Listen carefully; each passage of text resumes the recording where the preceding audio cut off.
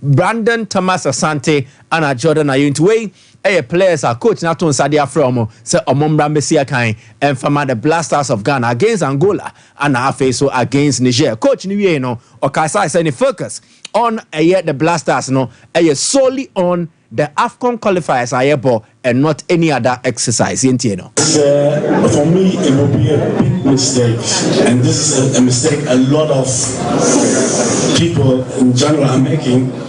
Take too many steps at the time where they should take it one step after another. And it's very, very important that we focus on the next coming game.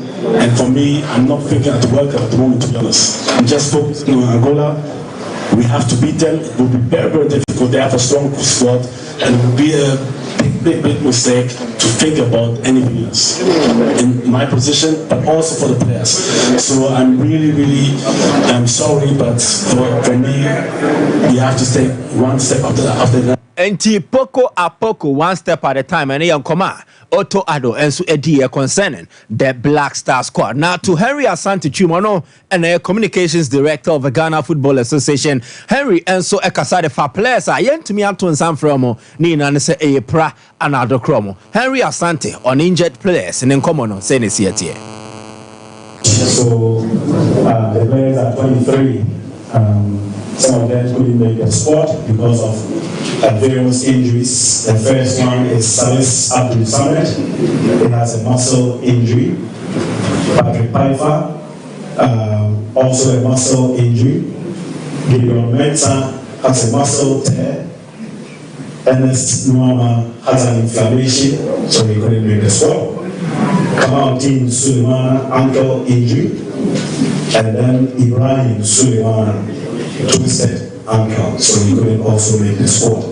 Ladies and gentlemen, let's not forget that Joseph Edu, who got injured somewhere last year before the Africa Cup of Nations, is now on his way back to full recovery. He's involved in team training at Celta Vigo, but he's not match fixed. Because of that, the technical staff decided to leave him out of this squad. Also, Daniel Kovicha was injured for quite a long time. He's also now on his way back to full fitness, for which reason he was left out of the squad. And Henry Asante Chuman Chechemu on injured players, and no Anayabo and so the Amawa, OTB, and so radio. So now, still on the Black Star, Shannon Sombo game, no first one against Angola, the Babayara Sports Stadium. Now, in Komobi a trim, now what you be a trim, no, Nani Nano, FS Babayano, and you're ready. Are you ready? And you're ready. Well, 2 days ago, and GFNO, or more Esma, a year.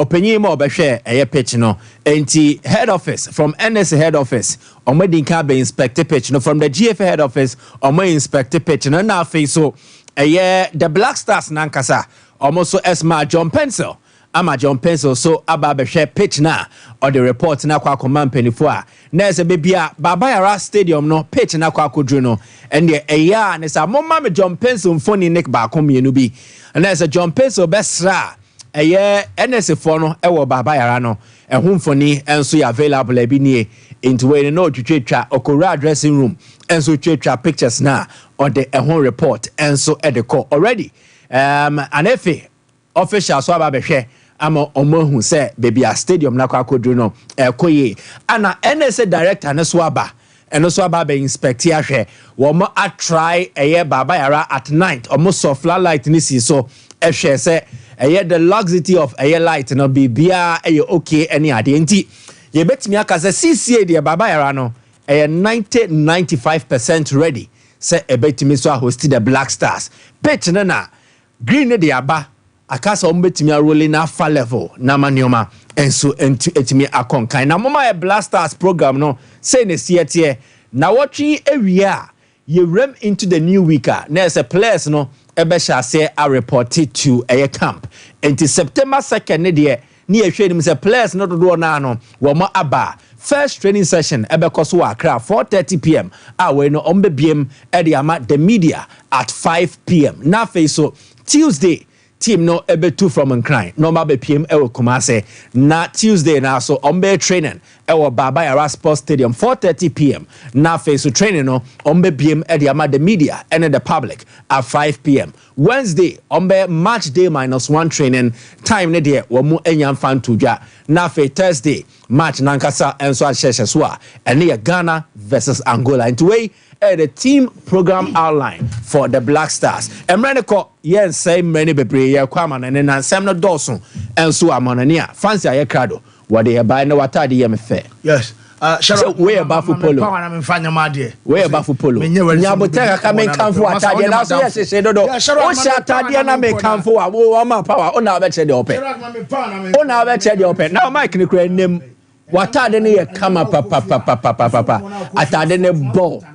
Ye dynamic camphor na dia krania ni ba be ni o wa ye fe ye bo aba so eni so gidi sa e dia yi watade ye kama pa my sikedo e ball hey we o atade ye hye wi ene ho wa ye fe we nyisika kra ye okay why mate enya hwe mate enya isika nya de nyina o kan wa ka che go be na so matade ye fe je watade na fe watade ne kama e ka ho ye fe kama wanga sa o ye fine boy o ye fine boy cardinal o ye fine boy mi jade no so akaila taskwe ujaya o ma me so obi an say me cool guy o say o ye fine boy very yow me ye fun to be with but unima na unnim oh yeah fun to be with fun to be with oh yeah okay sir Korean drew I na girls ne fro say close me school na girls ne fro say fancy na no mo fro say chale ma me pa o so jenia tuma me nya foreigner na o ya onye e dia no shara fa wom obi koko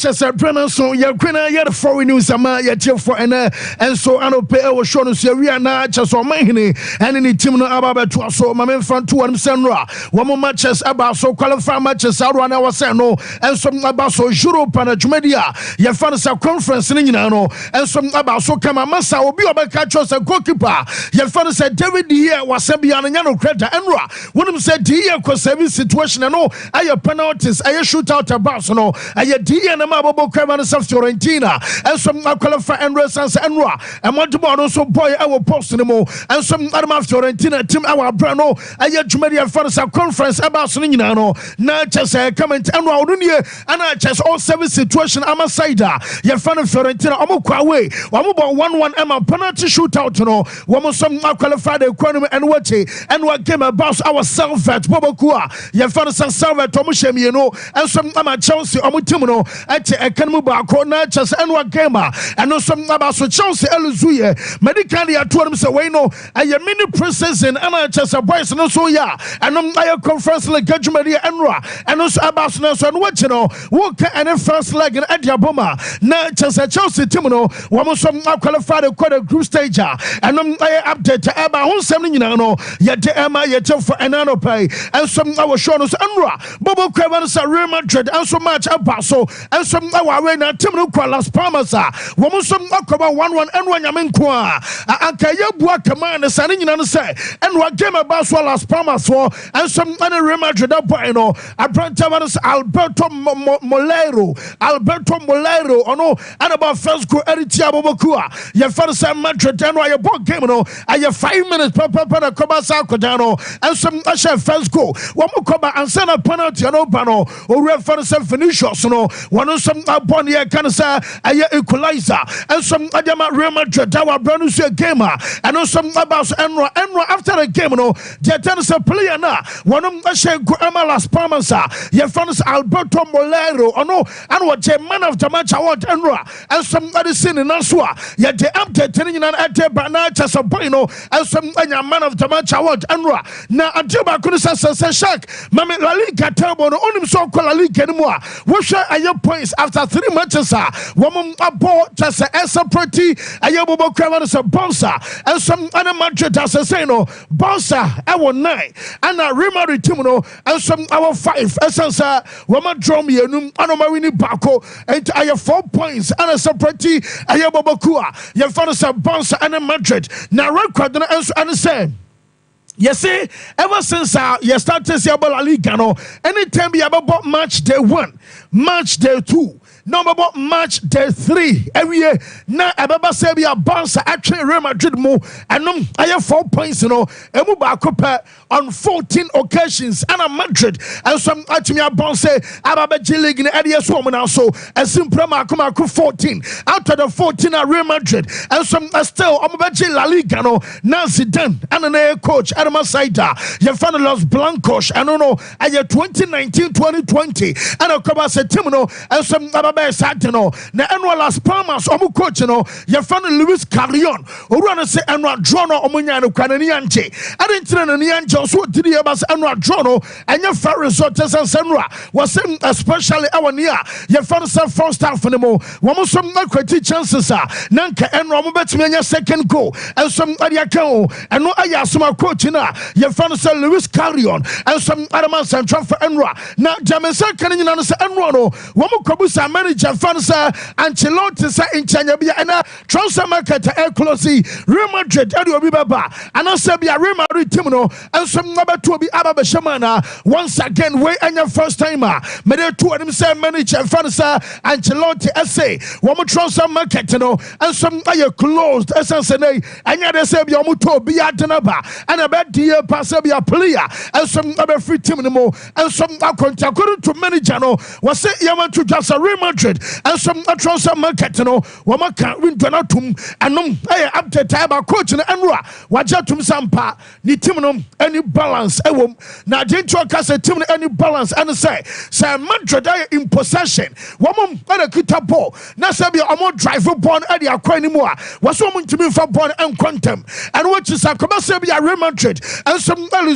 possession. Nebia ya kana set the brain and a Madrid ever retrieve and a Sabia the brain and a Real Madrid ever sorry getting possession was some I'm finding it difficult say one some about getting possession signing money and some I Koso now a junior bus signing money and some I football your man.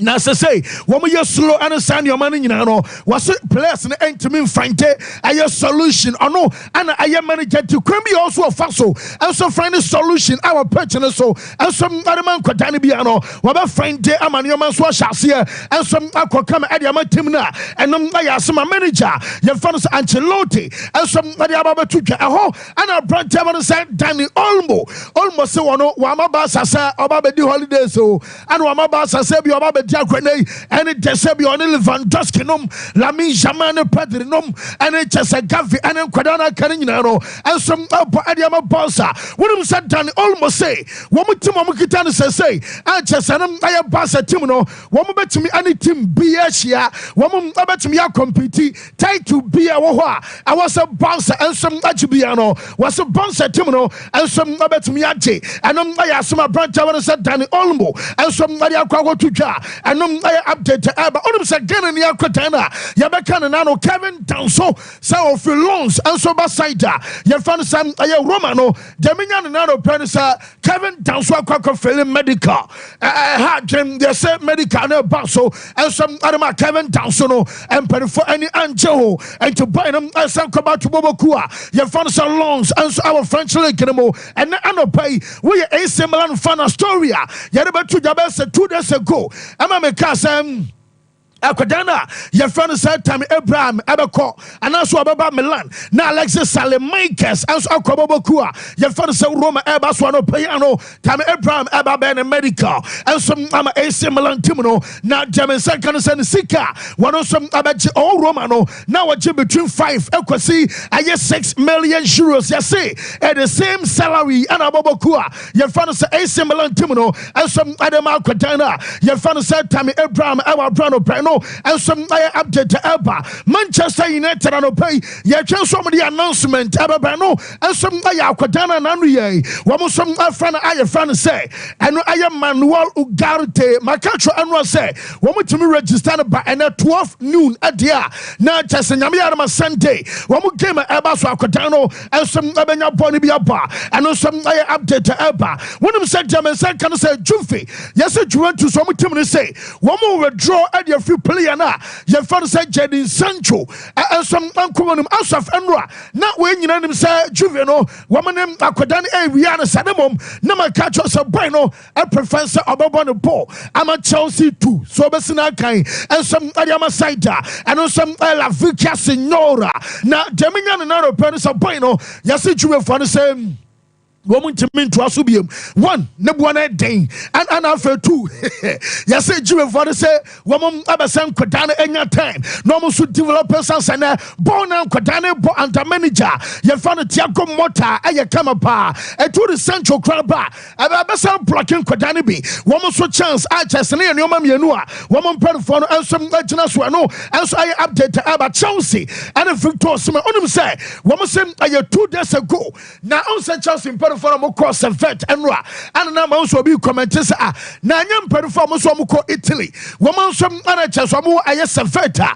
woman some ahwa match bi and o say oh there be picture no wa me say nipa ba ko anya nipa me no and anya nipa me say na mo deminya no and some and say as of now anya nipa ba ko pe and o ye adwuma and some adama Chelsea accord Naples now I try say we betimi awie ama Victor Osimhen and some aba me catch on say e ba no sika sama akwadano one ugly our Saudi area and no pay Demian Sesiano say Sikano Krana initially yes say I get 30 million euros no one sound 10 million account I'm an actual and Yakotano one some a bar and your 4 years contract and was Simon Abasane Demian so Simon one some or Yajatum walk ugly and I'm no Casa Chelsea woman to mini Saudi for no and compete our Sikem woman at a call 40 million euros a season. Net details and ye Jomo Canning in understand. Sakwadano, Ejitum now so banner by official. Napoli edge between 70. Alcoba say 80 million euros. No report to Mesa Canning in answer. Napoli budget 80 million. Now 80 million Sakoba say you were 2024 and then Akwadana call not before 2026. August. Amoto Akwadana Napoli our onward. I know 15%. I was Mutia and some other Napoli Timono. Now just Amoto Osimhen before 2026 August. Adia Wamasanje Ayasasi Kanimo about 15%. Ebium and some answer. So Osimhen Aba Nabia or Tinabi Crow Osimhen say Wabaso Sankoba to Europa. Sikawasa sa team Etria from Europe. No, between 70 million and 80 million euros. No, one bet you Omadie. I was some Amosako Musika and Tanudi. One at the Beshem Amateur Sakutano and some Mania Chance Aqua and also some update Eba on something you know. Yet the Emma yet for an anno pay and some our shoulders are free. My men front to Mr. Arsenal. A year Portuguese goalkeeper now. Your father said Neto. One of my person Yakutan Neto no. Jaminian Sano player. Oba and medical from Bournemouth at Yamasai. Your father's Arsenal, Netone Eba, now manager the team at Mikel Arteta, and so pre-match conference Ebaso, UK time, and some I one over Ghana, not just an area, and Bob said to me and Anna Cocha, your father's Arteta, and some pre-match conference Ebaso, when say it there are more questions. I want your father said transfer market anymore, and some demand our brass and something you know, and as Ababa. Now, Mamma see Ronaldo, would you become a shot watch and a kakrabi? Masa sikedo o sori no pena ho ya enkodwem oyonko adwempone esanse munyina 6 feet na mom bompa se nyame beton super adiagum otumadie so womo sikasam anya kama na ni nyina nsa watch we no wodi am ba no pamba be ka wasema chome ba na intete na mom mama time no koba se Ronaldo no womo som afran wo simpia ne so a womo kaso no ana age aya award no ensom adiasin na so abra we ensom aye special award our Bruno a top scorer at the Champions League 140 goals 0 time now Ronaldo I'm on the stage Aquajet na award no. Please welcome on stage the one, the only Cristiano Ronaldo.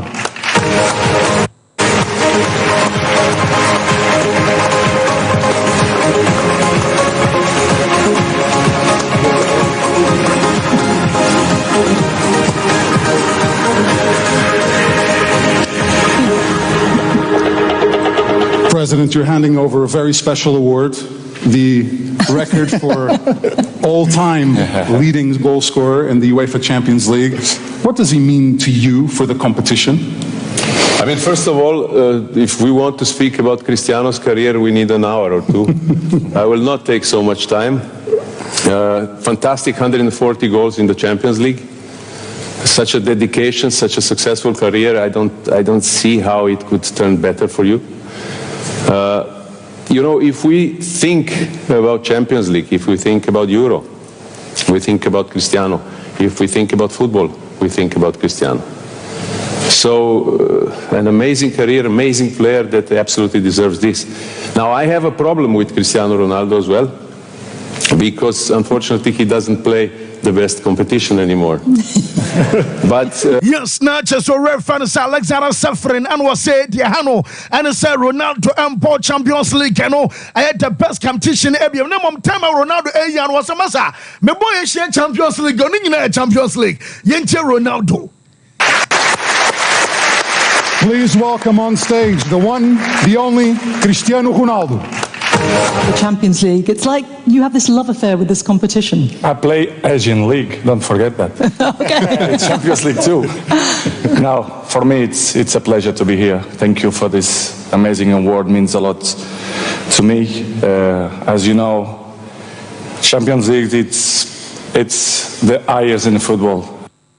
Yes, I know I updated by now just a pass of PSG. I just said Bobo Crefans are buying for no woman's a woman buying Barca, Paris Saint Germain, Benfica, Shakhtar, Omunano, and some now and here can say group Bakuma Fay, women ya Bobo Crefans and Man City airport in Tamalan, woman bought Juve Sporting Sipinom, and I just a PSG Suom, I fay your Real Madrid and Bobo Kua, your fans are Dortmund, Jubenya Milan, Atalanta, Bobo Crefans, Liverpool, Munano, and some. Yaba 9 area yabasa update mo ade abantiano bredi yare toto ano yes me cheche mu na me ko kan say Madrid be share Liverpool Anfield now boys ne be so me mu Facebook ne so na de and abem so yo dio yenti o de when you tiri kwa enche be tia sorry okay be me say enche be tia sorry ya be tia sorry so na be me be ska wana pe elda mo akon be be ska wana pe elda mami quotation ba ko yakwe ole mami quotation John 11:35 Jesus wept I say na e dey na me ma ono me dabi me dey na ma ozo enya atwo me say mami quotation ba ko de me ne e dey can it be o me say John 11:35 Jesus wept John 11:11 11:11 say dey no dabi me nim dey 11:11 me o 36 ana ayi so dey ever am so confidence unya no go away. Shut up, yeah.